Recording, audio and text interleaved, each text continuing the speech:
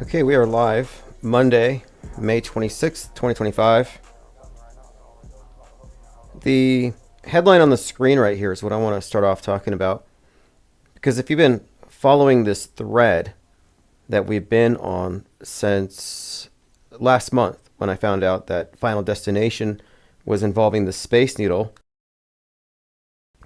we've correlated the Space Needle symbolically to the concept of the Tower of Babel falling. And this has been connected with the Twin Towers, the One World Trade Tower, Space Odyssey 2001 with the allusion to the monolith, which corresponds to the Monolith Hotel there at Ground Zero. Like, there's this narrative that involves the sinking of the West as embodied by the Tower of Babylon, Tower of Babel in the megalopolis. It was Make Rome Great Again, the fall of Rome. And so this has been like a story that's been building up. And I don't think you can separate the International Space Station from this metaphor. It's all the nations, one language, going from the earth to the heavens, transgressing into this other into the heavens. And the space program, the internet, it all kind of integrates us into this one monolith. And it looks like, just based on this movie, the Space Needle being the center of it, it just kind of reinforces that that's what we're witnessing, that this is a continuation of 9/11. And the idea of the space station falling apart was foreshadowed even more, I think, directly with ISS that came out on January 19th a couple of years ago, where Russia and America are at war on Earth, nuking each other, and so they're fighting for control over the space station. A terrible movie, needlessly graphic, and I think they intentionally made their special effects bad to make the ISS look good by comparison. Anyway, long story short, I'm connecting here, and we can go through the weeds here if we feel like it, but the Titanic sinking, Twin Towers, One World Trade Tower, this is all kind of the same story. So the next thing, in my view, would be the fall of the space station, which doesn't have to be literal, but it's been foreshadowed in so many ways. And I've kind of kept it more or less in the same discussion. Like, for example, the One World Trade Tower and the Space Needle, both correlating to the Tower of Babel. These are easy things to connect, especially if you get into the meaning of 1776 and the nuance there. But these monuments, these are part of this meta narrative. So anyway, it's interesting to see that part of this architecture, the space station, is being represented in these various movies as, falling down. I was talking about the series The 100, where at the end of the season, the space station falls. And in that episode, they even have a painting of the Tower of Babel.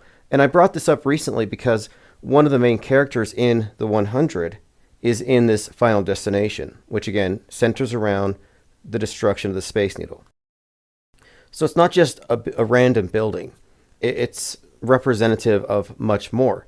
And this recent movie in this series connects the first one in this storyline that connects 9/11 and some future event involving Seattle. So anyway, as we've been discussing this, the date June 11th is repeatedly showing up. So June 11th, a few other dates, like November the 3rd is another common one. But for some reason, we've been looking at June 11th, well, for a lot of reasons.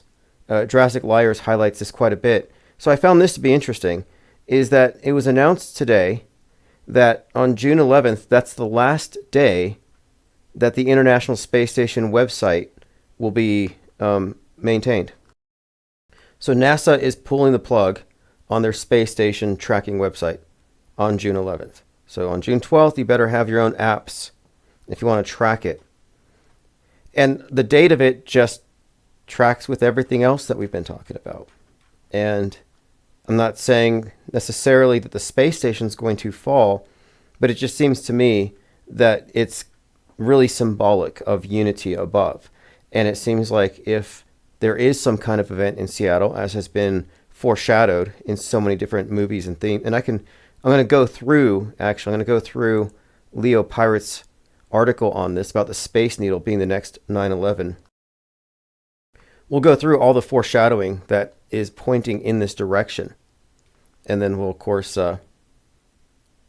take questions on it and comments. But I'm correlating the Space Needle. Now, here's what gets intriguing, because the Space Needle, symbolically, again, space, if you look at space, is heaven. And so, of course, the Tower of Babel analogy here would fit, because the UFO on top of it is meant for traveling to space. And the Space Needle has this, in these various ways it's represented, it has this reoccurring themes of, the nukes being associated with it, the Kraken, but also weirdly, the eye has been kind of tied to this thing. And so I was talking about how in this movie, Final Destination, the main character's name is Iris. And when the movie opens up, she's blindfolded, which has to mean something. And then she's brought up to the opening night of this Space Needle, and the blindfold is removed. So you have this connection with the eye and the needle, and so there's something here with this. And then someone sent to me a Simpsons episode where Itchy and Scratchy, right here, are fighting on the Space Needle. And one of the things we talked about also is how Abraham Lincoln and the penny have been associated with this. Specifically, the Space Needle in Final Destination, they have the penny is what sets off its destruction, weirdly. But additionally, even in the trailer, you see the penny, you see Abraham Lincoln's face superimposed over the exploding UFO part of it, the exploding restaurant. So here's an old Simpsons episode where the mouse is on top of the Space Needle throwing a penny down, trying to kill the cat. And that actually happens in Final Destination. There's a little kid trying to throw a penny and she stops him. But that penny is what brings it all down. So you have the penny thing. And yeah, this is pointed out by Silent D Marijuano tweeted this to me. So I watched it, and in the clip, the mouse saws the Space Needle off, and the top part of it falls, and the needle itself goes right into the cat's eyeball. Now, yesterday I was talking about the opening sequence of the Elvis movie, where it's the International Hotel, but it has these three columns in front, superimposed here, as you can see on the screen, with the Starship Enterprise, making it into essentially a Space Needle.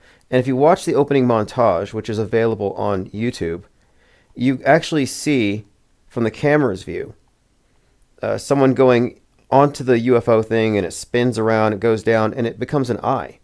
So the Space Needle goes into an eye, and then it jumps to a scene where Elvis is unconscious, and they're playing the theme song to Space Odyssey, and they bring out a needle, which they stick him with, and it resurrects him. So the connection here, of course, the Space Needle, Space Odyssey, the eye, for some reason, there's some overlapping themes here. Itchy and Scratchy mirroring exactly what happened in Final Destination.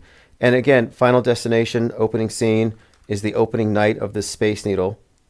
And last Friday, just a few days ago, the Century project that we've been talking about has finally reached a milestone. They opened up their Skyliner. Skyview, opening night. Skyliner, opening night. And having it on the 23rd makes it even more significant if you look into the number 23 in the Final Destination series. Now, in a rambling kind of way, what I'm pointing out here, and this is something that's made very clear in Francis Ford Coppola's Megalopolis, Make Rome Great Again, and then it talks about the empire falling, how you can't just bring down Rome in one night, that there's a process to taking down an empire. And so I think this is a story that's being told over multiple major psyops and events, because history is being written in advance. I mean, ultimately, that's the purpose of fake news. So we're living through something that's already been written, and they have the best writers and directors who are conveying these major psyops. James Cameron's involvement with the Titanic movie, for example, and his connection with 9/11, predictive programming. I mean, it's all there. you can kind of see the architects of various aspects of it. But they have strongly correlated the Titanic, the West, and the space station as symbols of this one world unity that's going to fall. And even the numbers, we get into the numbers like 9/11, 119, it all comports, which we'll get into. But again, the fact that 6/11 is the last day for NASA's website where you can track their space station, what does that mean? Are they defunding this particular PSYOP? Okay, we're going to shut off this particular PSYOP. This is the cutoff date. It would be inconsistent for this thing to still be in operation, at least according to the app. It could just be a coincidence. I mean, anybody here believe in coincidences when it comes to world stagery? What's up, Marcel? Let's go. Oh, Kyoto says, I saw Mickey 17 last night. Okay, so Mark Ruffalo was Donald Trump. The main character, Mickey 17, of course, shoots at him. The cut on his face, and then he poses before the camera. That's so beyond, exactly as you say, it's beyond random. And he denies, the director denies, that Ruffalo is based on Trump. But it's layered. But the fact is, he was talking about colonizing an all-white planet. He had the Trump cadence, the way he spoke, his inflections.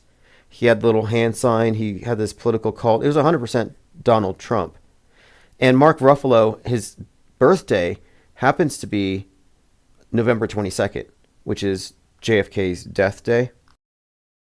And this is a reoccurring theme. We see that many of these Trump proxies in these movies have real-life connections, weirdly, to JFK in terms of their birth dates, and these like Dennis Hopper in the Mario Brothers movie. He's King Koopa, and they melt the Twin Towers called the Koopa Towers. Well, Dennis Hopper was born, or no, he died on JFK's birthday, which is the birthday of John Hinckley Jr., who shot Reagan, and who was inspired by Robert De Niro playing Travis Bickle, the basis for the Joker, who shoots Robert De Niro as Murray Franklin. And it all ties together in a non-random, non-crazy way. It ties together in a way that a story would, a novel, a script would unfold. And I call it Metascript because it encompasses many years, many different movies, many actors, but they're portraying the same story and advancing it as they go. And we've been following a number of interesting threads. So the Mickey 17 one, a couple of connections here. So yes, he clearly reenacts Butler, which doesn't make sense because the movie was recorded before Butler, including posing in front of the camera with the bloody cheek. Like, obviously, we're looking at some predictive programming, concurrent programming, whatever you want to call it. But beyond that, the character who replaces him as the leader is that the black woman who is analogous to Betty Pearson, a black woman in the Fallout. And then you have the same thing in Civil War. A black female soldier kills the Trump guy at the end of the Civil War. So there's a recurring theme there as well. Mark Ruffalo previously played the Hulk.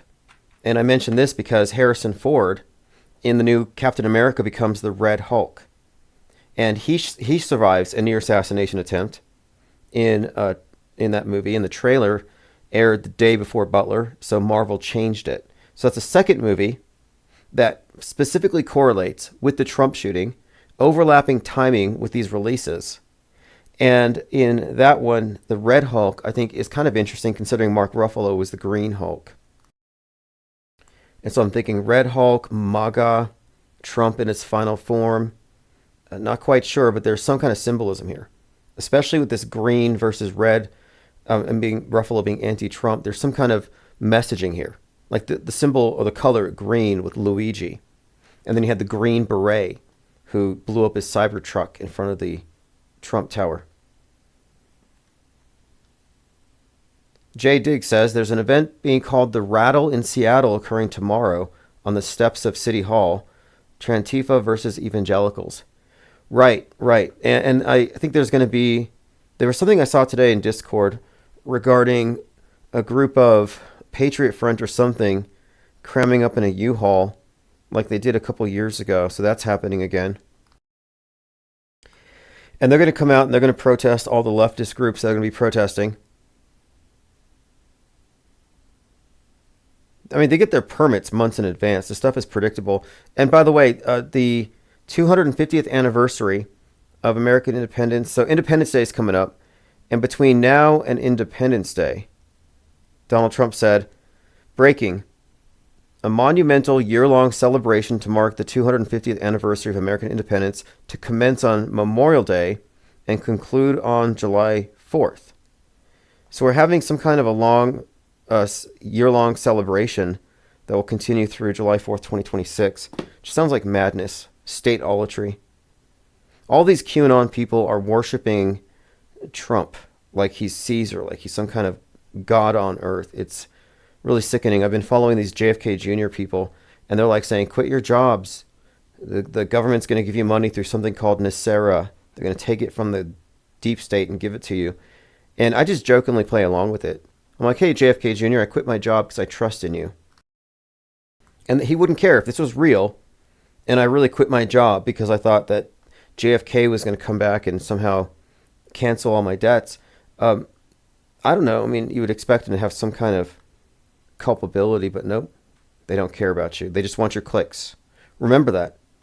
They just want your clicks, these engagement baiters. And that's the main game here. It's not truth. All right, joined by Hero Paranormal, Austin 108, Pete Trippa, Lean Dion, Ted Striker 2112, Jungle Jim, thanks for joining.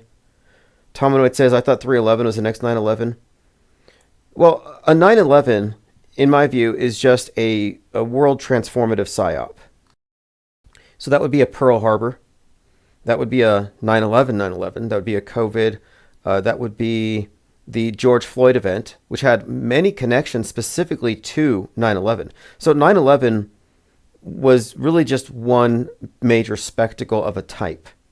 And there are many such events. I would consider the moon landing to be such an event. The Challenger explosion.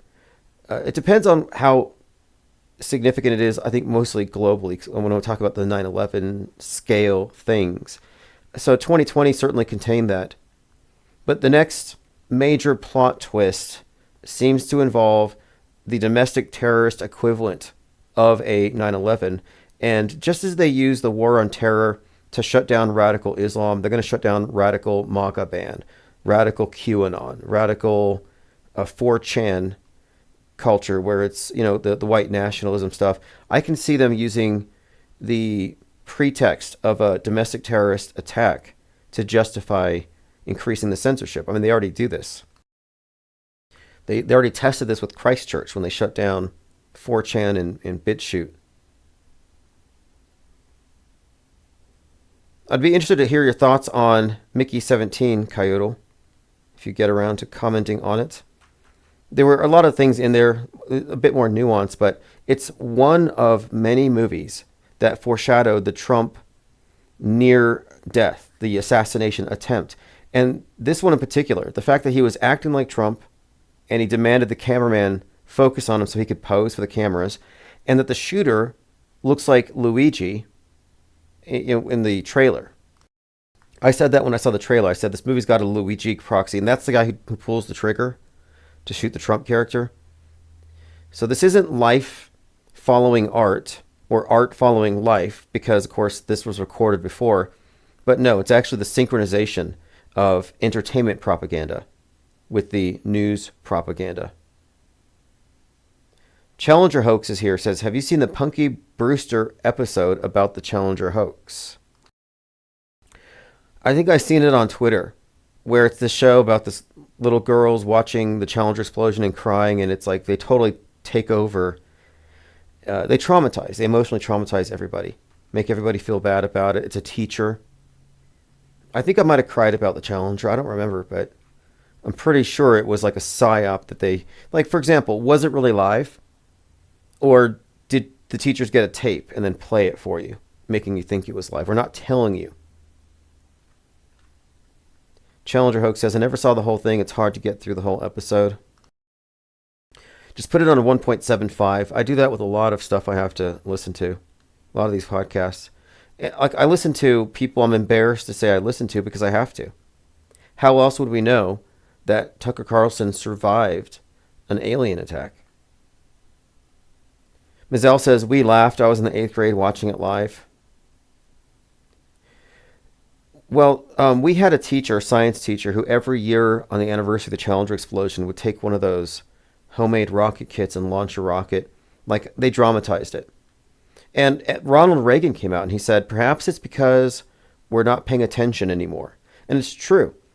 NASA kind of jumped the shark when they started playing golf on the moon. Like nobody cared anymore. And I think I found this article once that was just describing how Evel Knievel was getting more views than NASA at the time. And the Challenger explosion allowed them to get eyeballs back on space and then guilt trip you for not paying attention. And when Reagan came out and talked about it, he was mentioning how it was on the anniversary of Apollo 1. So feel bad about that. And then that was on the anniversary of Sir Francis Drake dying at sea. So then there's the exploration aspect of it. But this idea it's like destiny or something. Cool story. But a couple of things. It was 1 minute and 13 seconds into the launch. And the Columbia shuttle was the 113th. And this 113, we talked about it yesterday, is one of these reoccurring numbers. And it seems to tie in repeatedly to this idea of like, so the Challenger being destroyed. I think the Challenger could be a way of referencing the West or perhaps even America. As William Cooper, who claims he had security clearance of Q, he said he had Q clearance, but he wrote it out as the shuttle names were telling the story, that it was the Columbian endeavor to discover Atlantis and Challengers would be destroyed. And I thought that was kind of one of my first examples of this notion of a meta script, like this scripted history with like Shakespearean double entendres, subtexts, foreshadowing. Like we pretty much live in a movie enhanced reality. We don't live in a movie. Everything is real, except the stuff that is fake. But you can delineate between the two if you pay attention. Most people don't. They're confused by design. Coyote says Epstein had plans in New Mexico to have a breeding farm to make babies using to impregnate them like White Planet in the movie M17. That's right. In my Censored South Pole episode, Epstein was still alive and he sold the temple to Musk, who turned the subterranean breeding farms into a place to experiment with like Dr. Moreau type hybrids. But yeah, actually he has a place here. Epstein does have a ranch.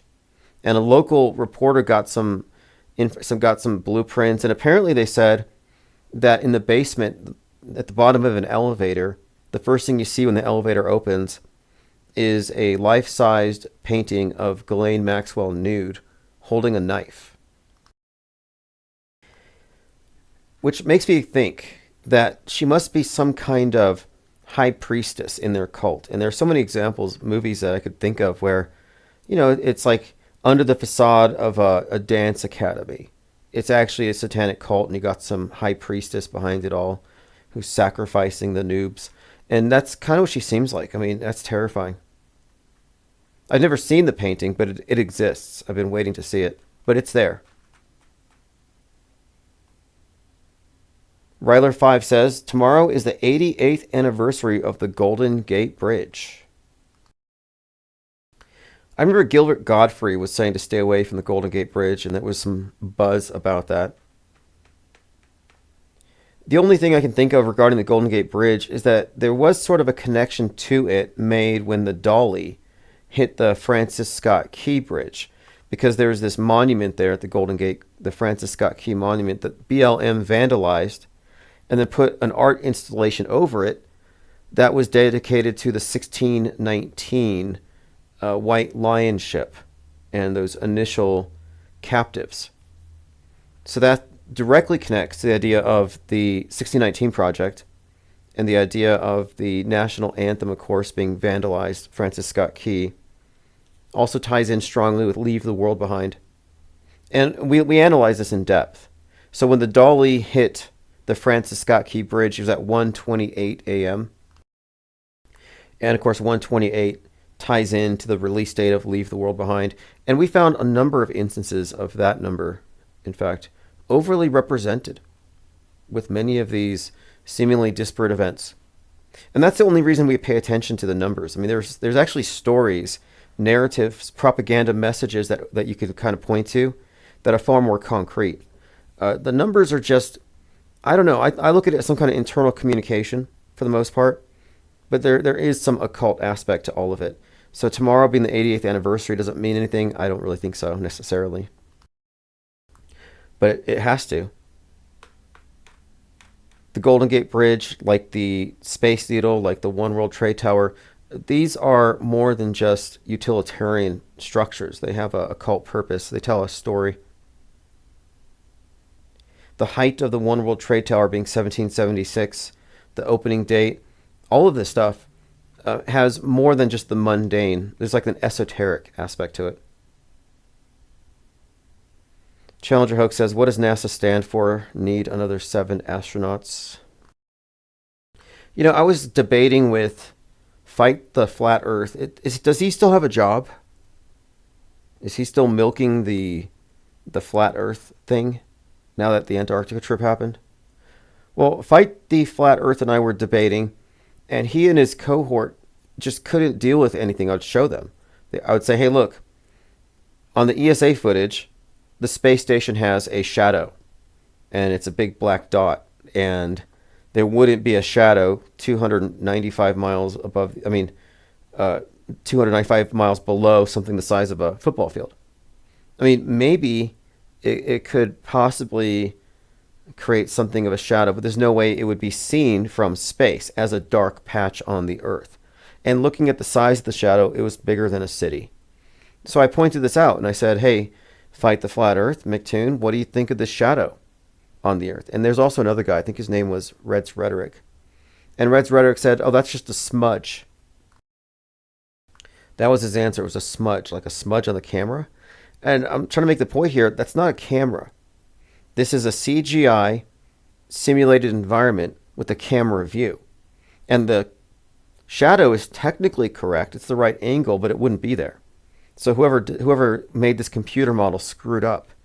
And they said it was a smudge. So I produced several other examples of the so-called smudge. We called this Smudgegate. And we used it to humiliate them for a bit. But at one point I said, okay, since they said, well, that's not our claim. We're not defending the space station. So that's when they said they would no longer defend the ISS. They only want to talk about the curve of the Earth and stellar observations. So I kind of changed tack and I said, well, let's talk about the fake Challenger explosion. And as soon as I said that, Fight the Flat Earth started to cry. I made a grown man cry. And, you know, this guy usually comes off as kind of tough. He's always very cantankerous, feisty on his debates. He's very verbally abusive, but I reduced him to blubbering and tears. And I felt bad, and we just cut the whole conversation off. So it's a sensitive topic for some people. Okay, moving on. Lost Age says, I like what you say about space being what's between our ears. It's true.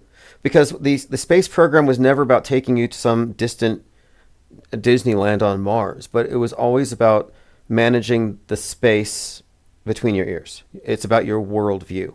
And so they show you the world. This is the game board, and you're screwing it up with your carbon footprints. Stop breathing so much. I'm going to tax you for that. So they get you to acquiesce to this scarcity model based on their view from space. But in reality, their whole space program likely doesn't just focus on what's up. But I think the space program, as evidenced by Kubrick's involvement in multiple psyops, has to do with all of the psyops. In other words, psychological warfare, which is mind war. Again, the war for the space between your ears. So this would include fake assassinations, as well as the fake space, fake terror attacks, and maybe even all the fake celebrity scandals. I mean, Eyes Wide Shut was all about elite pervs. And what do we see in the news? Diddy, Epstein.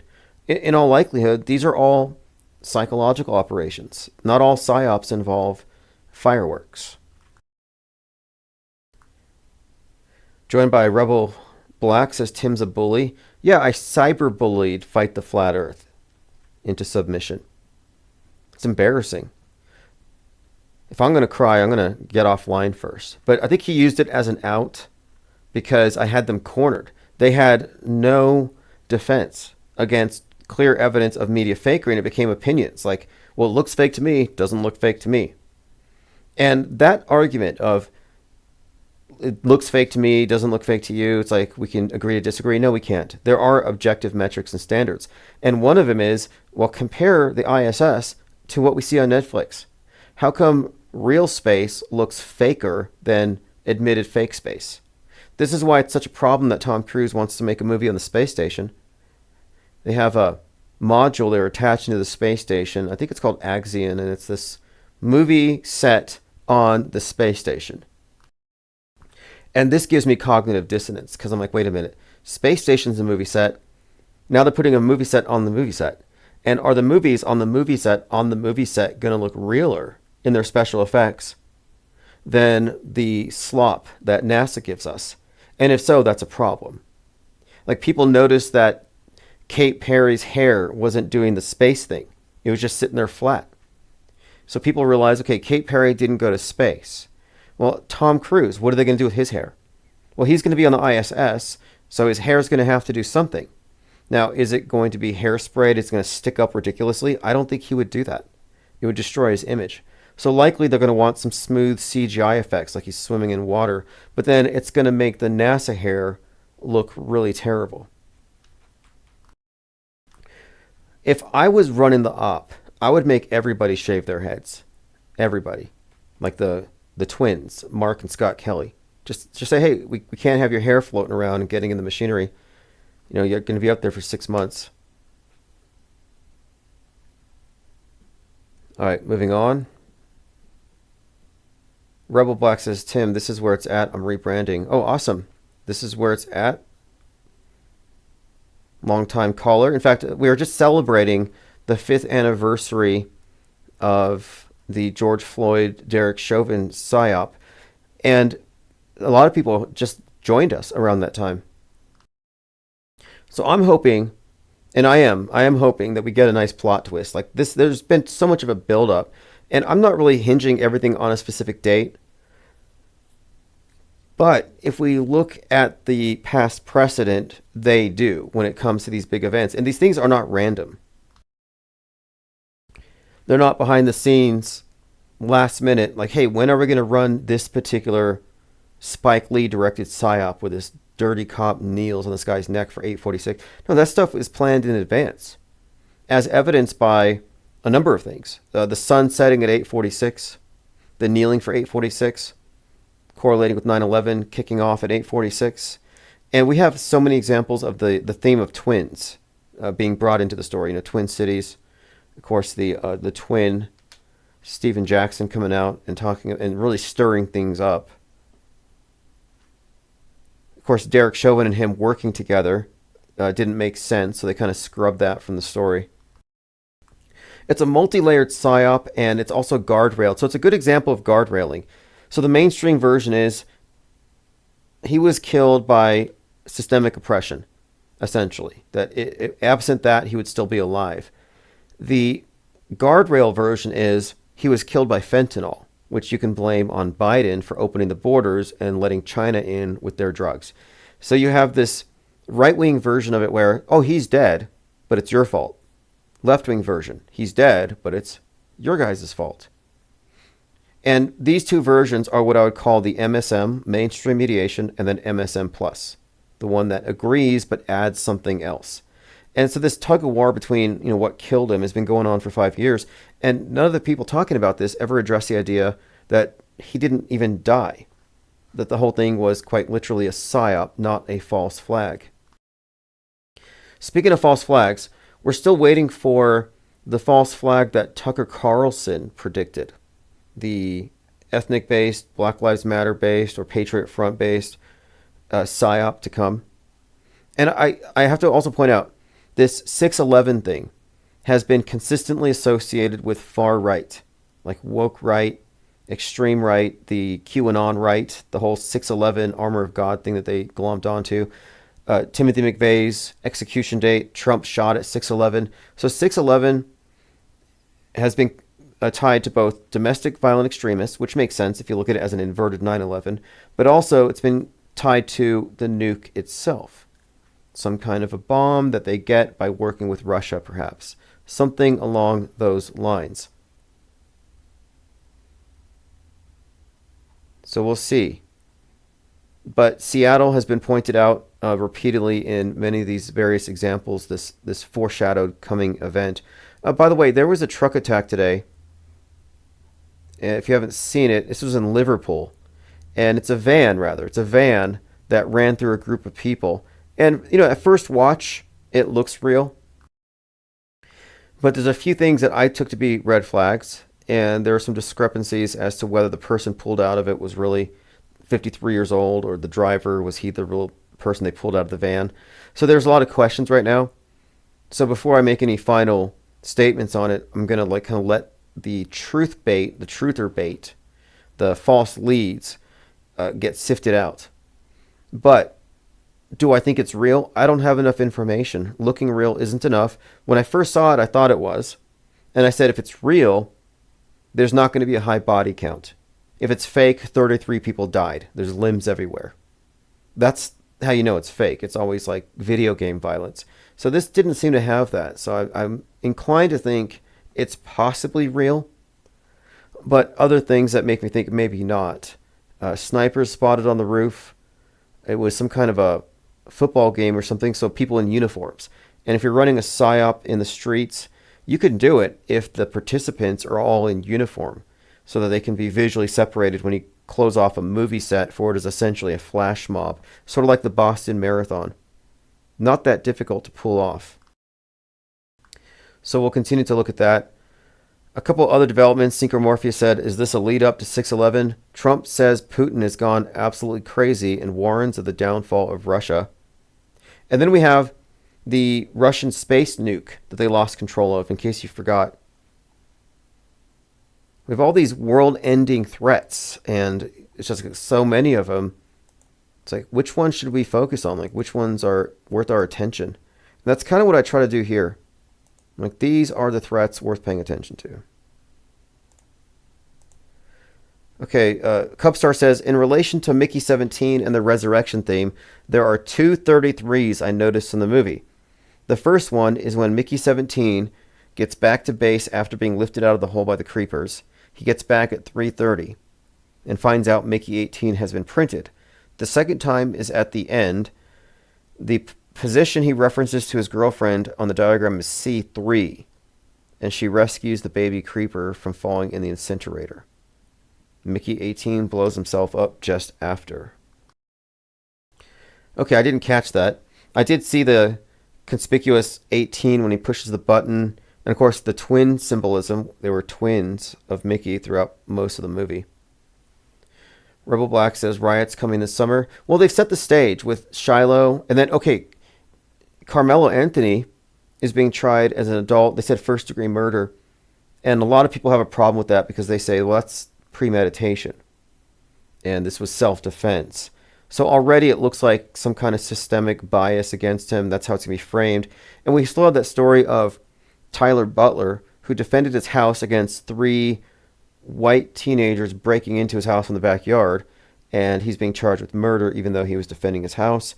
And people are saying double standard. So I can see the rage bait steadily being dripped out there. And then you have one of the top performing horror movies of all time right now, Sinners, where it's white racist vampires and the Klan gets gunned down at the end. And around the time this movie came out, of course, in the movie, it has the protagonists are twins. And one of them dies bleeding in the other's arms, just like what happened with Austin Metcalf and his brother. So you have these multiple overlaps with these various psyops. You had, Rodney Hinton Jr., his son dies, he takes revenge, kills a cop.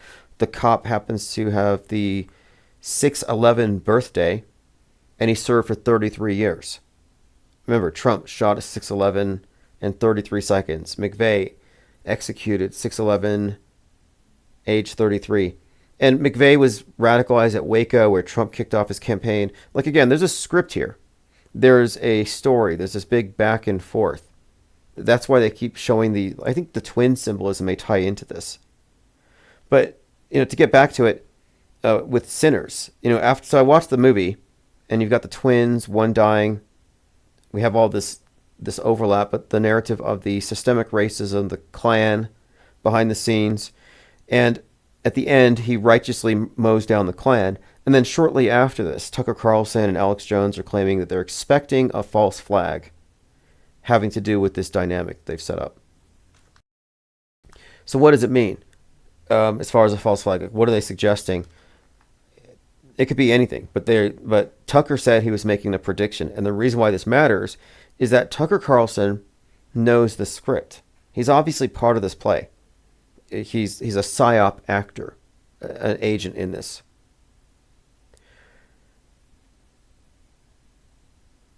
Anik Skeen says, observing the early psyops like Le Mans racing disaster of June 11th, 1955 with 84 deaths. I haven't seen that one, but one thing I like to do is I like to go back and see how far back we can actually see these things. You know, you could find examples of Trump in entertainment media as he exists right now in 2025. You can find examples of that back in 1958, like with Trackdown. And when the mainstream media noticed Trackdown, foreshadowing Trump and building the wall and all this stuff, that was in 2016. In that 1958 TV show, he's arrested. Well, Trump wasn't arrested until 2023. So not only was this movie noted for being predictive and eerily prescient, but it still had more predictions yet to come true. So Trump is a character that was created, you know, he's sort of a hyperstition. You know, they manufacture this character in the public imagination, and then someone arrives and fills the shoes. IFEP73 says, seriously, how did that car get through? How was he allowed to drive through a closed-off section of a parade? Yeah, I think it's totally fakeable. And the guy rolling up on the hood, I mean, I've seen stunts. In fact, we were looking into stunt devils back in 2020 during the Summer of Love when you had Summer Diaz and what was the other one's name? Something Love. So you had these two dancers, Summer and Love, dancing in the street, and this white car comes and hits them. And looking at it, I thought, wait a minute, these are two very small, kind of slight women. But in the video, they look kind of like they're packed with padding or something, like large. And I watched some videos to see what various stuntmen can do when it comes to getting hit by cars. And it's an art form. But there are actors who are trained at getting hit by cars. Like it's not even a very impressive stunt. So it could have been totally fake. It looks fake to me. But I need more information. And it does look like there's a counter narrative here I saw where, and I'll pull it up on Twitter. You have the kind of, you know, what I guess the replacement theory type saying it was an immigrant and they're trying to cover it up by framing a white guy. I mean, you have all the usual guardrails. Nobody's calling it fake except for us. Riley05 says, how much of World War II was fake? That's a good question. You know, how far back does total fakery go? You know, you could be safe about it and say, Michael Aquinos, you know, wrote about this, that at some point Mind War is going to take over for a lot of reasons. It's more efficient, gets the job done, pacifies the masses, it's scalable. There's so many reasons why Mind War is a better alternative to force. But in that book, PDF that was circulating the Pentagon, it seemed like this was a plan, something they could implement. Like it was theoretical at that point. So it's possible that maybe they kicked it into high gear in 2001. And then 2020 we go a little deeper where everything's going to, it could be scaling out or rather phasing out the old. But it's a very good question.